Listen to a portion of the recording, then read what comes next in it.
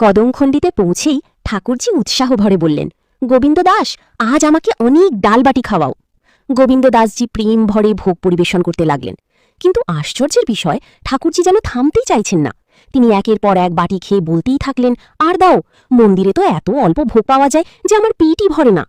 গোবিন্দ দাসজি দ্রুত আরও বাটি তৈরি করতে লাগলেন। কিন্তু হঠাৎ তিনি লক্ষ্য করলেন, ঠাকুরজি শুধু খাচ্ছেন না, চুপি চুপি কয়েকটা বাটি নিজের পকেটেও ভরে রাখছেন। তিনি অবাক হয়ে হেসে বললেন, আপনার পেটে কি সমুদ্র আছে নাকি? এত খাবার কোথায় যাচ্ছে? এরপর শুরু হলো ভক্ত ও ভগবানের এক অপূর্ব মধুর কথোপকথন।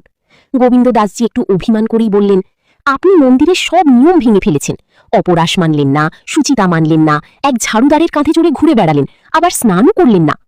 ঠাকুরজি মৃদু হেসে বললেন, আমি তো এইসব জাগতিক নিয়মের ঊর্ধ্বে। কিন্তু গোবিন্দ দাসজি তাতে একটুও প্রভাবিত হলেন না। তার কাছে ভালোবাসার মধ্যেই ছিল শাসনের অধিকার। তিনি বললেন, সব নিয়ম কি আমরাই পালন করব? তাই তিনি ঠাকুরজিকে নিয়ে গেলেন গোবিন্দকুণ্ডে এবং মজা করেই জলে ডুবিয়ে দিলেন। আগে ঠিকমতো শুদ্ধ হইনি, তারপর মন্দিরে ফিরবেন।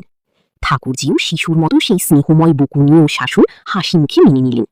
এই লীলা আমাদের শেখায়, ভগবানের কাছে জাত, পদ, আচার বা বাহ্যিক নিয়মের চেয়ে অনেক বড় হল ভক্তির প্রেম।